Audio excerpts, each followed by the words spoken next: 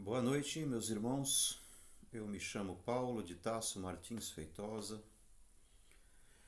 Antes de tudo, de começar o meu vídeo, eu gostaria que, se fosse possível, vocês clicassem no curtir e na inscrição no meu canal, para ajudar a alavancar, mais inscritos. Isso é importante, para a política do YouTube, né?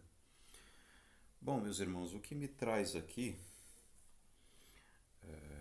eu sou uma pessoa que estudo muito para que, através dos meus conhecimentos, eu posso ter uma qualidade de vida melhor, né? Estudo coisas úteis e tento aplicar elas no meu dia a dia. E também sou uma pessoa religiosa, né? Eu tenho como religião o Espiritismo. E no Espiritismo, o nosso modelo moral é nosso Senhor Jesus Cristo. Nosso Senhor Jesus Cristo, ele já nos diz, né, que tudo que a gente aprende de graça, para a gente poder dividir com as outras pessoas. Existem muitas questões que eu já estudei e que foram muito importantes para a minha formação moral e que têm me ajudado até hoje, né? E o propósito de eu programar esses vídeos é esse. É passar um pouquinho das coisas que eu aprendi e que foram muito úteis para mim, que ainda são, para as pessoas, né? Já vou dizendo que muitos desses assuntos que eu vou expor aqui, eu não sou nenhum profissional de saúde mental e eu gostaria somente de expor o meu pensamento, o que eu acho, e isso eu creio que vai algumas pessoas ajudar e para muitas pessoas vai ser indiferente. Então é isso. O tema que eu escolhi para poder explanar no vídeo de hoje foi o medo. O medo, meus irmãos. O medo, meus irmãos, ele tem duas definições que nós podemos dar. Uma é a definição do dicionário e a outra a definição dada pela psicologia, né? No dicionário a gente vai encontrar que o medo é um temor, uma ansiedade irracional ou fundamentada, receio.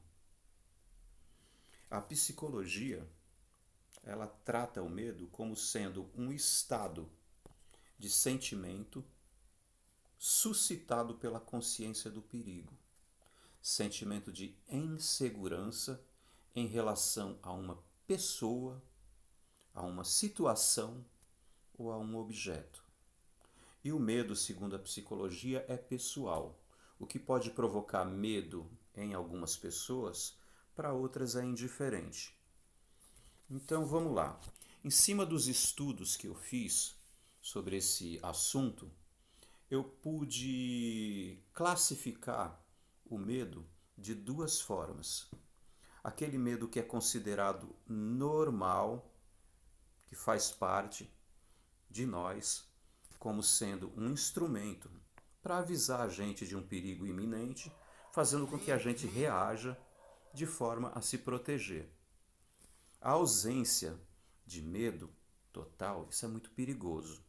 Já tive até uma reportagem na televisão que eu vi de um garoto que ele pulou a cerca do zoológico e foi brincar com um animal selvagem. O animal agarrou ele e estraçalhou o braço, ele teve que amputar o braço.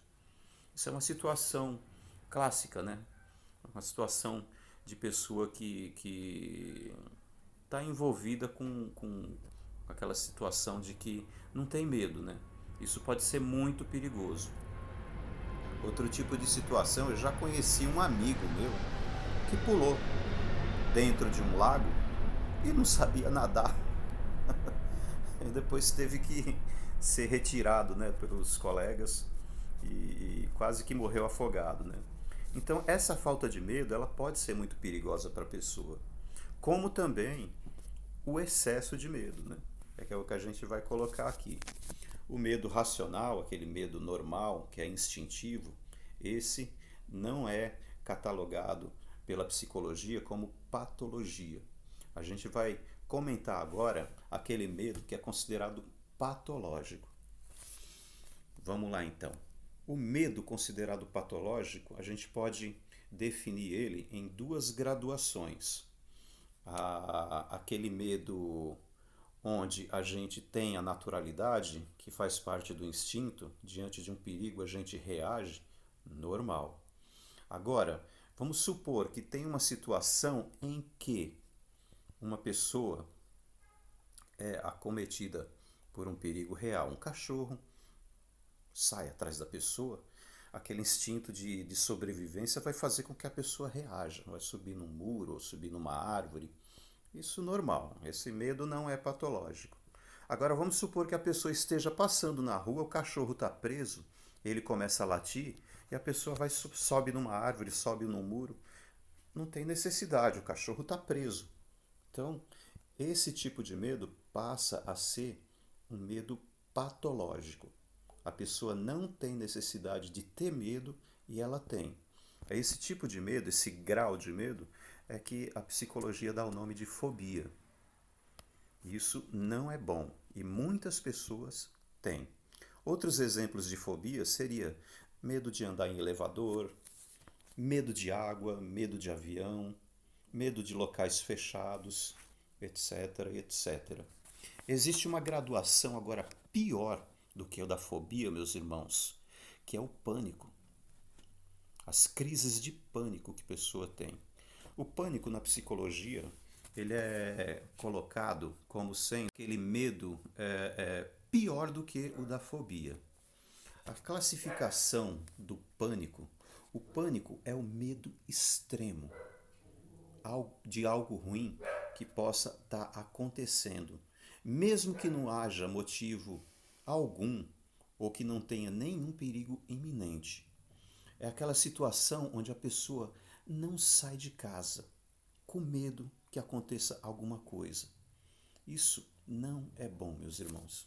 Isso é uma situação que traz muitos prejuízos a quem tenha esse tipo de medo. Ok. As características da síndrome do pânico, né? Que é esse medo incontrolável, inconcebível e sem explicação racional e lógica. A fobia, a síndrome do pânico, ela se caracteriza pela pessoa ter um medo de morrer. Ela tem medo de enlouquecer também. Ela tem aquele estado de desrealização, ou seja, a pessoa não sabe o que é real ou imaginário, não sabe se está acordado ou se está sonhando. Existe também a falta de ar, náuseas, tonturas, formigamentos e tremores. Isso não é nada bom. E com muita frequência, as pessoas que têm síndrome de pânico descambam para a depressão. A depressão a gente pode explicar a depressão como sendo aquela tristeza intensa, duradoura, que não acaba nunca. Situações de tristeza são normais, ninguém é perfeito nessa vida. A gente de vez em quando vai se decepcionar com alguma coisa e vai sentir tristeza, mas é uma coisa passageira. A depressão é aquela coisa que fica e fica e não sai nunca, mesmo você não tendo motivo para ter tristeza. A síndrome do pânico pode levar a pessoa a ter um quadro depressivo. Isso não é nada bom, meus irmãos. Vamos explicar agora, meus irmãos, as causas da síndrome do pânico e das fobias.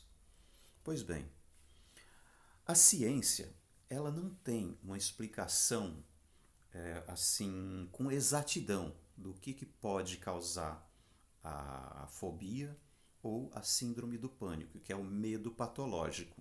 Mas acredita-se que os principais fatores que levam a isso são fatores genéticos e ambientais, estresse acentuado, o uso abusivo de certos medicamentos e o uso abusivo também de drogas e álcool. Agora, existe tratamento, né, meus irmãos, para esse tipo de doença? Sim, os tratamentos convencionais são feitos à base de medicamentos e também psicoterapia.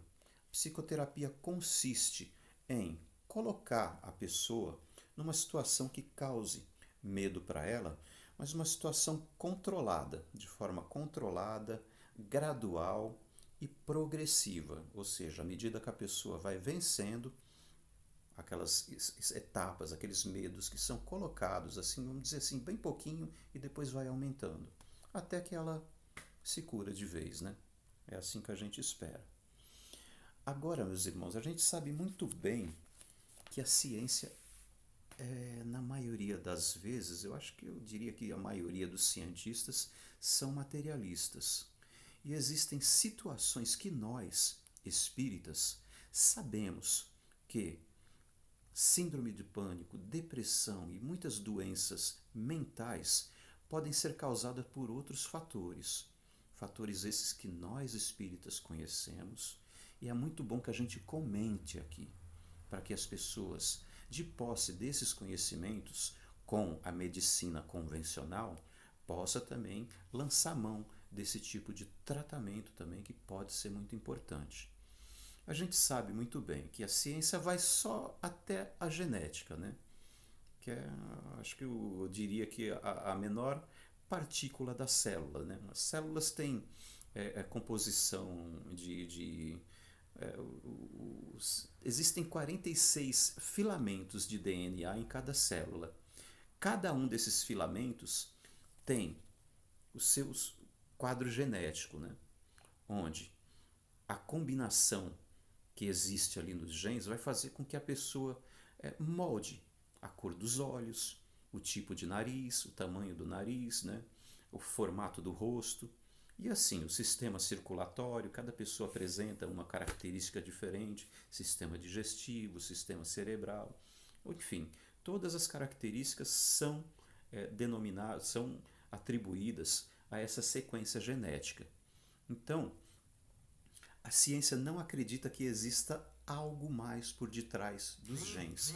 E nós espíritas sabemos que existe. Portanto,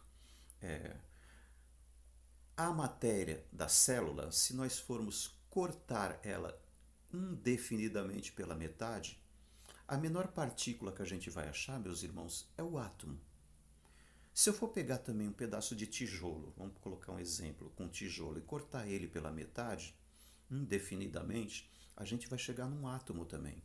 Se eu for pegar um pedaço de pau e cortar ele pela metade, indefinidamente, vamos chegar no átomo também. Então a gente conclui que tudo, tanto o nosso corpo, as células que são contidas nele, também um pedaço de pau, um pedaço de madeira, um pedaço de cano, um pedaço de ferro, tudo é matéria. Tudo é igual, tudo é um conglomerado de átomos interagindo de forma diferente, mas tudo é igual. Agora, o nosso corpo humano é inteligente. E um pedaço de tijolo, um pedaço de pau, um pedaço de cano não é inerte.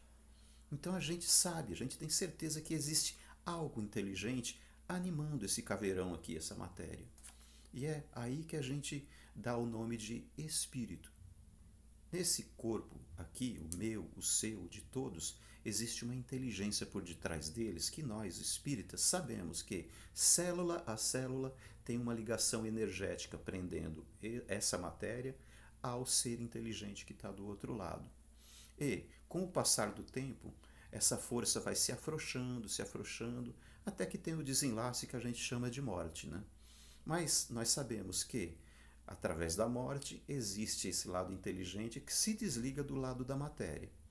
E ele vai para a espiritualidade.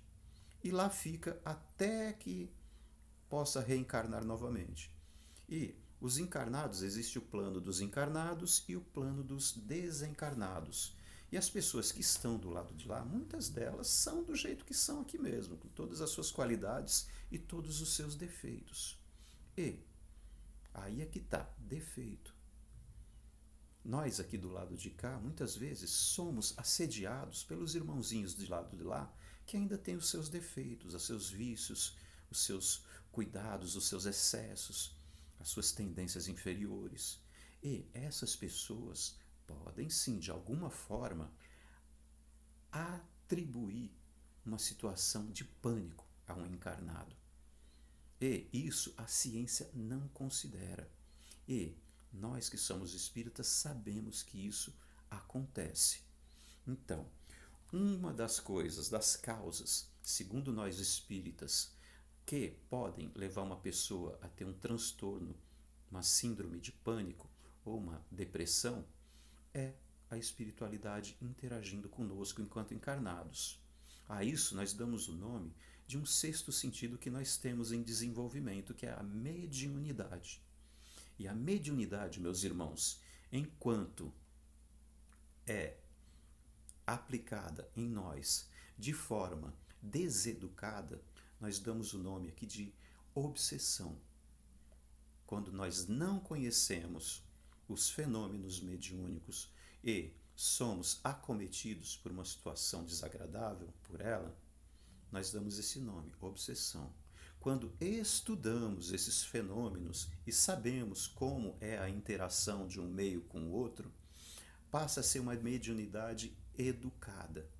E a partir daí, sabendo que nos projetando numa faixa vibracional onde os irmãozinhos do lado de lá podem não ter acesso a gente passa a estar mais protegido. E como isso pode acontecer, meus irmãos? É aí que Jesus entra. Jesus, com seus ensinamentos maravilhosos, por isso que nós espíritas colocamos Jesus como nosso modelo moral. Jesus, com aquelas duas máximas dele, coloca: amar a Deus sobre todas as coisas e amar ao próximo como a si mesmo. Amar a Deus. Quem é Deus? Não sei. Eu sei que Deus está em todos os lugares. Está fora de nós e também está dentro de nós. E Deus contém todas as leis universais para o bom funcionamento do universo, exterior e interior. Fazer as coisas de modo contrário às leis de Deus, nós estamos agredindo essas leis que estão fora de nós e que estão dentro de nós. Consequentemente, nós sofremos e atraímos também semelhantes pessoas sofredoras como nós. Por isso, muitas vezes, tem essas questões de síndrome do pânico, de depressão sem explicação aparente, até loucura. Então, amar a Deus, no meu ponto de interpretar esse mandamento, desenvolver a nossa inteligência. Nós não sabemos quem é Deus. Vamos procurar saber das coisas que acontecem fora e dentro de nós. Fora os fenômenos em geral da natureza e dentro de nós, os fenômenos de dentro de nós mesmos, as nossas emoções, as nossas tendências inferiores que nós precisamos fazer com que elas fiquem enaltecidas, né, melhores. E amar ao próximo como a nós mesmos. Amar ao próximo é bondade, é desenvolver a bondade dentro de nós, o amor, aquele amor de fraternidade, de solidariedade, de piedade pelo próximo. Fazendo isso, meus irmãos, estamos vacinados contra todo e qualquer tipo de mal, todo e qualquer tipo de desequilíbrio. Essa foi a mensagem que eu tinha a passar para vocês. Espero que tenha sido claro em minha explanação. Fiquem com Deus e tenham uma boa noite.